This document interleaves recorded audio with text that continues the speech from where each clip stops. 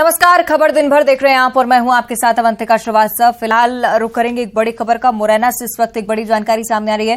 तेज रफ्तार यात्री बस पलट गई है। बस में सवार 2 लोगों की मौत हुई है, 10 से ज्यादा यात्री घायल हैं। दतिया से सबलगढ़ की ओर ये बस जा रही थी। जौरा थाना क्षेत्र के सिकरौदा के पास ये पूरा हादसा पेश आया। जौरा थाना पुलिस मौके पर पहुंचकर जांच में लगातार जुटी हुई। तस्वीरें आप देखिए, मुरैना में ये दुर्घटना अचानक से बस अनियंत्रित होकर पलट गई। हो सकता है कि तेज रफ्तार में रही हो, इसकी पुष्टि हालांकि बाद में हो सकेगी, लेकिन प्राथमिक तौर पर यही जानकारी कि इस बस में कई सारे यात्री सवार थे, जिनमें से 2 लोगों की मौत हो गई इस हादसे में। और ये भी जानकारी कि 10 से ज्यादा यात्री अभी भी घायल अवस्था में हैं।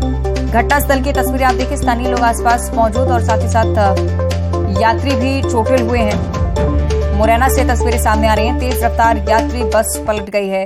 बस में सवार 2 लोगों की मौत हुई है। दतिया से सबलगढ़ की ओर ये बस जा रही थी। जौरा थाना क्षेत्र के सिकरौदा के पास ये दुर्घटना हुई। काफी तेज रफ्तार में ये बस थी, इस बारे में भी जानकारी मिल रही है। जौरा थाना पुलिस मौके पर पहुंच चुकी है। सही, अमित हमारे साथ फोन लाइन पर जुड़े हुए हैं। अमित, किस वजह से हुआ पूरा हादसा, विस्तार से जानकारी। देखिए, बिल्कुल अवंतिका, आपको बता दूं कि ये बस दतिया से चल करके सबलगढ़ जा रही थी। इसी दौरान जौरा थाना क्षेत्र के सिकरौदा के पास हादसा हुआ है। इस दौरान बस में सवार 2 यात्रियों की मौत हो गई, 1 दर्जन से अधिक लोग घायल हो गए। बताया जा रहा है कि बस रफ्तार में थी, यही वजह है कि यह हादसा हुआ और बस पलट गई। खास बात यह है कि मुरैना जिले में पिछले 48 घंटे में 8 लोगों की यही हादसों के चलते मौत हो चुकी है। तो सबसे बड़ी बात यह है कि ओवरलोड बस की ये बात सामने आती रही है, क्योंकि बीते रोज भी हादसा हुआ था, वो भी बस ओवरलोड थी। और आज जो हादसा हुआ है, जिसमें अभी फिलहाल 2 लोगों की मौत हुई है, वो भी बस ओवरलोड बताई जा रही है। तो सबसे बड़ी बात यह है कि कहीं ना कहीं ये परिवहन विभाग पर भी सवाल खड़े हो रहे हैं कि जो ओवरलोड बस हैं उन पर कार्रवाई क्यों नहीं हो रही है। और यही वजह है कि आए दिन हादसे हो रहे हैं। अंतिका, 8 लोगों की जान जाना बहुत बड़ी बात है। अमित, आप इस बात का जिक्र करें, क्या प्रशासनिक स्तर पर कोई कार्रवाई नहीं हो रही है? क्या बस की चेकिंग नहीं होती है? देखिए, बिल्कुल लंबे समय से देखने में आ रहा है कि जो परिवहन विभाग बसों के खिलाफ कोई कार्रवाई नहीं कर रहा है। यही वजह है कि जर्जर हालत में बस चल रही है कुछ, और कुछ बस ऐसी हैं जो कि लंबे सफर पर चलती हैं, लेकिन उनकी ना तो फिटनेस है और ना ही उनकी इंश्योरेंस है। यही वजह है कि वो ओवरलोड चलाते हैं, और ओवरलोड का जो हादसा भी देखने को आए दिन देखने को मिलता है। क्योंकि कल भी देखने को मिला था कि एक स्लीपर कोच बस डंपर में जा घुसी, उसमें 3 लोगों की मौत हुई थी। देर रात को देखा गया था कि एक बाइक दूसरी बाइक से भिड़ जाती है तो 3 लोगों की मौत हो जाती है। आज फिर वही घटना सामने आई है कि एक बस अनियंत्रित होकर पलट जाती है। बताया जा रहा है कि बस रफ्तार में थी और उसमें 2 लोगों की मौत हो जाती है, 1 दर्जन से अधिक लोग घायल हो जाते हैं। फिलहाल मौके पर जौरा थाना पुलिस और जो जौरा विधानसभा से विधायक है सूबेदार सिंह रजौदा मौके पर पहुंच गए हैं, और जो सभी घायलों को जिला अस्पताल के लिए भेज दिया गया है, और जो मृतक हैं उनको भी मोर्चरी में रखवा दिया है, उनके शवों को। अवंतिका, चलिए, जरूरत यही कि सख्ती बरती जाए इस तरह के मामलों को लेकर। बहुत शुक्रिया आपका अमित, फिलहाल जानकारी के लिए। रायपुर से अगली बड़ी खबर, जहां रायपुर के गोंदवारा में भीषण आग लगी हुई है। गैरेज में आग लगने की वजह से कई गाड़ियां जल चुकी हैं। पुरानी गाड़ियों के पार्ट्स में भी ये आग पहुंच गई और उसकी वजह से तमाम चीजें जो यहां पर रखी गई थी वो भी पूरी तरह से राख हो चुकी हैं। फायर ब्रिगेड ने कड़ी मशक्कत के बाद अब आग पर काबू पा लिया। ये अपडेट निकलकर सामने आ रहा है। काफी मेहनत लगी, स्थानीय लोगों के सहयोग से ही ऐसा हो पाया है। दमकल की टीम यहां पर थी और स्थानीय लोग खुद आगे आए। उसके बाद इस भीषण आग को काबू में करने की कोशिश, और उसके बाद अब ये देखिए जानकारी कि आग पूरी तरह से बुझ चुकी है। लेकिन फिलहाल की तस्वीरें और साथ ही साथ नुकसान का आकलन भी अभी किया जाना है। गैरेज था जिसमें तमाम गाड़ियां खड़ी हुई थी। आग के चलते सभी गाड़ियां और ऑटो पार्ट्स जितने भी वहां पर मौजूद थे सभी जलकर नष्ट हो चुके हैं। काफी भीषण आग थी, तस्वीरों से आप अंदाजा लगा सकते हैं। रहवासी आसपास जितने भी थे सब आगे आए और दमकल की टीम की मदद की, और उसके बाद अब खासी मशक्कत के बाद 2 से 3 घंटे का समय बीत चुका है, अब जाकर आग पर काबू पाया जा सका है। सही कि युगल अपडेट के साथ जुड़ रहे हैं। अब युगल, कितनी मशक्कत लगी ये भी बताइएगा, और मौके पर फिलहाल क्या स्थिति है? काफी कड़ी मशक्कत के बाद दमकल की जो टीम है उसने आग पर काबू पा लिया है। कई मोटरसाइकिल अभी जले हैं, लाखों रुपए का नुकसान है। 2 गाड़ियां लगी हुई थी। औद्योगिक क्षेत्र के अलावा जो अन्य क्षेत्र की जो दमकल की जो टीम थी उसे भी बुलाया गया था, लेकिन आग जनी किस वजह से लगी, कोई शरारती तत्व ने लगाया था या अचानक कैसे आग लगी, इसका पता नहीं चल सका है। कई गाड़ियां हैं वो जलकर खाक हो गई है। गनीमत यही है कि रिहायशी इलाका होने के बाद भी आग है वो फैली नहीं है। अमूमन गर्मी के दिनों में जब आग की लपटें लगती हैं तो कहीं दूसरी ओर भी फैल जाती है। तो यहाँ पर सजगता की वजह से, स्थानीय लोगों की मदद की वजह से दमकल की टीम ने कड़ी मशक्कत के बाद आग को कंट्रोल कर लिया है। जी ठीक है, बहुत शुक्रिया आपको ये जानकारी के लिए। राजधानी रायपुर का अब हम जिक्र करेंगे, जहां चाकूबाजी की वारदात सामने आई है। कबीर नगर थाना क्षेत्र में चाकूबाजी हुई है। ऑटो ड्राइवर को बदमाश ने चाकू मारा। गांजा नहीं लाने पर ड्राइवर को चाकू मारा गया। ऑटो ड्राइवर फिलहाल गंभीर रूप से घायल है। आरोपी की तलाश भी पुलिस ने शुरू कर दी है। किस कनेक्शन के चलते गांजा मांगा जा रहा था और ऑटो ड्राइवर का इसमें क्या कुछ रोल था, इस पर भी अभी जांच होना बाकी है। लेकिन फिलहाल राजधानी रायपुर की एक घटना जो कि एक बार फिर से डराती है। आपराधिक रिकॉर्ड लगातार बढ़ते हुए और इसी के चलते चाकूबाजी की एक और वारदात। दुर्ग से अगली बड़ी खबर, जहां नशे के खिलाफ पुलिस ने बड़ी कार्रवाई की है। ब्राउन शुगर के साथ तस्कर को गिरफ्तार किया है। गिरफ्तार आरोपी में एक महिला भी शामिल है। पंजाब से ब्राउन शुगर लाकर छत्तीसगढ़ में खपाते थे आरोपी और जब्त ब्राउन शुगर की कीमत फिलहाल करीब 8 लाख रुपए आंकी जा रही है। आरोपी के पास से मोबाइल और 70,000 रुपए बरामद किए गए। वैशाली नगर थाना क्षेत्र का मामला है। वैशाली नगर थाना क्षेत्र में सूचना मिली थी कि एक महिला ब्राउन शुगर का व्यापार कर रही है। महिला को घेराबंदी करके जब उसे घर पे दबिश दी गई तो कुछ ब्राउन शुगर महिला के पास से बरामद हुआ और उससे पता चला कि जो उसका पति है दलबीर सिंह, वो पंजाब का रहने वाला है और पंजाब से लगातार आता जाता रहता है और वहाँ से ब्राउन शुगर लेकर के आता है।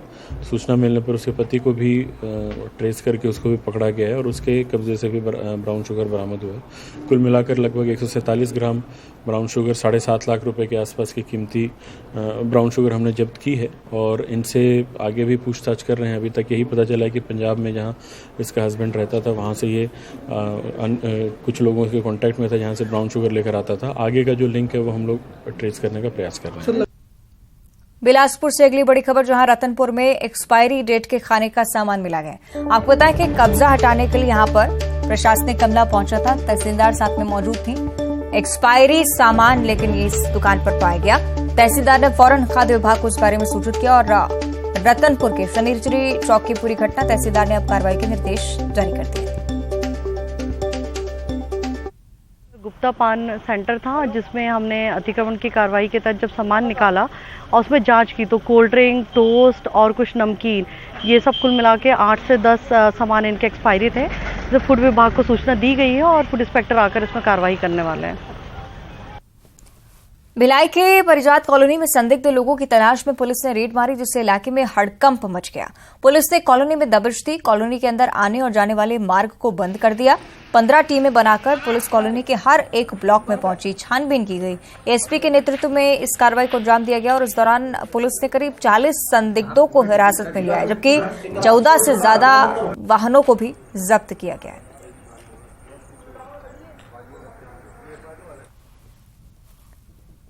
और विधानसभा चुनाव के मद्देनजर छत्तीसगढ़ में तमाम राजनीतिक पार्टियां एक्टिव हो चुकी हैं। बीजेपी युवा मोर्चा कल रायपुर में एक बड़ा प्रदर्शन करने की तैयारी में। पीएससी रिजल्ट में गड़बड़ी को लेकर कल सीएम हाउस का घेराव किया जाएगा। राष्ट्रीय अध्यक्ष और लोकसभा सांसद तेजस्वी सूर्या रायपुर पहुंचेंगे और बीजेपी युवा मोर्चा के प्रदर्शन को देखते हुए सीएम हाउस और आसपास के इलाकों में सुरक्षा बढ़ा दी गई है। पूरे इलाके को छावनी में तब्दील कर दिया गया है।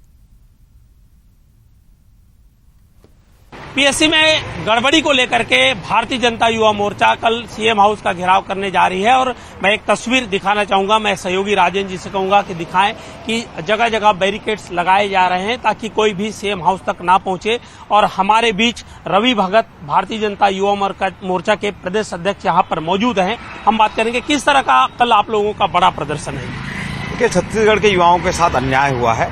सेटिंग के साथ गरीबों के बच्चों के हक मारे गए हैं। उसके आवाज को उठाते हुए युवा मोर्चा पहले भी पीएससी कार्यालय घेर चुकी है, लेकिन सरकार ने कहीं इस बात को गंभीरता से नहीं लिया। आज हम कल से हमारे राष्ट्रीय अध्यक्ष जी के नेतृत्व में हजारों की संख्या में मुख्यमंत्री का आवाज घेरने जाए का मैसेज जनता तक देना है, तो हम घेराव करने जाएंगे और जहां तक हम मर्यादित तरीके से हमको जाना है हम उसके बंगले तक पहुंचेंगे। इनके हमारे 15 साल के कार्यकाल में संयोग बस उनके टैलेंट के आधार पर रही होगी ना, उनकी ये 2 साल की सूची अगर आप मिला लेंगे तो वो तुलना बराबर हो जाएगी। देखिए, बड़ी तैयारी है भारतीय जनता युवा मोर्चा का और हजारों की संख्या में यहाँ पर कार्यकर्ता आएंगे और सबसे बड़ी बात है कि उनके जो राष्ट्रीय अध्यक्ष हैं सूर्या वो भी आएंगे और पूरी तैयारी कार्य की जा रही है। जगह जगह यहाँ पर बैरिकेडिंग किया जा रहा है ताकि कोई अंदर तक प्रवेश ना कर सके। कैमरा पर्सन राजेंद्र चौधरी के साथ युगल तिवारी, न्यूज 18 रायपुर, छत्तीसगढ़। फिल्म आदिपुरुष को लेकर अब चर्चा करेंगे, जिनके डायलॉग्स को लेकर देश भर में विवाद मचा हुआ है और इस पर अब सियासत शुरू हो गई है। मुख्यमंत्री भूपेश बघेल ने इस फिल्म के डायलॉग पर आपत्ति जाहिर की। कहा कि फिल्म में बजरंग बली से बजरंग दल वाले शब्द बुलवाए गए हैं। हमारे जितने भी आराध्य देव हैं उनकी छवि बिगाड़ने का काम चल रहा है और दिल्ली के इशारे से फिल्म बनाने का आरोप भी लगाया है। कांग्रेस के विरोध पर पूर्व सीएम रमन सिंह ने कहा कि विरोध और समर्थन की बात नहीं है। फिल्म भगवान राम और हनुमान या अन्य चरित्र की जिस प्रकार की चर्चा और डायलॉग सामने आ रहे हैं, इस प्रकार आज तक हिंदुस्तान की संस्कृति में शब्दों का उपयोग नहीं हुआ है। फिल्म नहीं देखी है उन्होंने, लेकिन ये भी कहा है कि अगर मुख्यमंत्री ने देख ली है और कुछ गलत लगता है तो निर्णय लेना चाहिए। केंद्रीय मंत्री रेणुका सिंह ने छत्तीसगढ़ में फिल्म पर प्रतिबंध लगाने की भूपेश बघेल से मांग की है। किसी घटना विशेष पर कोई फिल्म बन जाती थी या सामाजिक, धार्मिक, कई बार राजनीतिक फिल्में भी बनती थी। लेकिन अब ये है कि 10 ग्राम गांजा के नाम से जो फिल्म इंडस्ट्री को घेरने की जो कोशिश की, उसको दबाव लाने की कोशिश की है, उसकी परिणति है ये। एक फिल्म डायरेक्टर या राइटर या एक्टर उस प्रकार से काम नहीं कर सकती। ये जो दिल्ली से जो इशारा होगा उस प्रकार से काम करना होगा। सबको बोलना चाहिए। भाजपा के नेता और प्रधानमंत्री बहुत बड़ी हस्ती है, निचले स्तर के लोग कुछ नहीं। विरोध और समर्थन की बात नहीं है। यदि रामायण के राम के चरित्र और हनुमान के चरित्र और अन्य चरित्र में जिस प्रकार चर्चा और बातचीत आ रही है, जिस प्रकार के डायलॉग उनसे बुलवाए गए हैं, मुझे लगता है ये समानता इस प्रकार आज तक हिंदुस्तान की संस्कृति में इस प्रकार के शब्दों का उपयोग जन जन में बसे हैं राम। इसलिए राम के प्रति आदर और सम्मान भाव से सब कुछ होना चाहिए।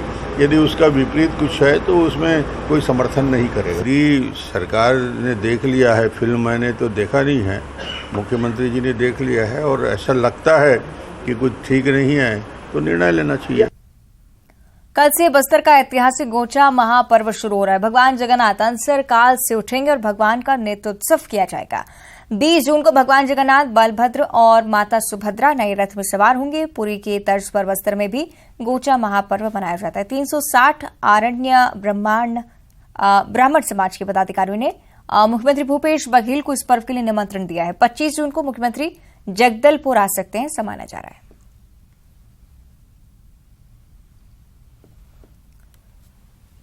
और आज फादर्स डे के मौके पर आपको हम एक 600 बच्चों वाले पिता से मिलवाते हैं। गरियाबंद के श्यामलाल जाल 18 साल की उम्र से अनाथ बच्चों को बना दे रहे हैं। गबरीगुड़ा गांव में श्यामलाल का जशोदा नाम से एक अनाथ आश्रम है। आश्रम में वर्तमान में 6 दूध मुहे बच्चे समेत 100 बच्चे हैं। इनमें से 40 साल में इस परिवार ने 600 मासूमों को पनाह दी है। श्यामलाल की पत्नी भी इस सेवा में उनका पूरा सहयोग करती है और इस दंपति ने आश्रम के 37 बेटियों की शादी भी कराई है। 18 साल हुई थे और मैं काम करा छत्तीसगढ़ से हमारा पास का आसपास पास ना। हाँ। लेकिन छत्तीसगढ़ से मेरा कितना लड़की 3 लड़की शादी कर दिया और बच्चा लोग फिर उनसे गोद लिया, उधर से वही बच्चा फिर मेरा पास है ना। तो कैसा लगता है ये काम? बहुत अच्छा लगता है। छत्तीसगढ़ को मेरे बहुत अच्छा लग रहा है। नहीं, बच्चे लोग को जो पालते हो यहाँ कैसा लगता है? बच्चा लोग क्या बोलूंगी, बच्चा लोग को तो मेरा भगवान तो मेरे को भेज दिया ना।